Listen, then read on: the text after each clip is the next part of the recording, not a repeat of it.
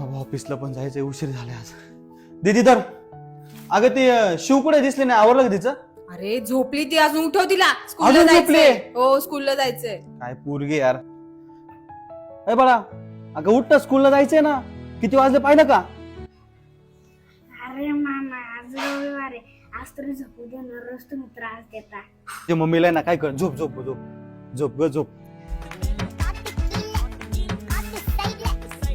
दीदी तुला काय कळतं का ग? हा, आज रविवार आहे ना, तरी पण पुरीला एवढा त्रास देते का? अरे विशाल दादा, रविवार नाही, आज सोमवार आहे. गंडवलं तिने तुला. जा उठव तिला. सोमवार आहे वय. हो. ए उठ उठ शिव. उठ आता, तुला मी ना आता स्कूललाच घेऊन जातो. उठ उठ उठ.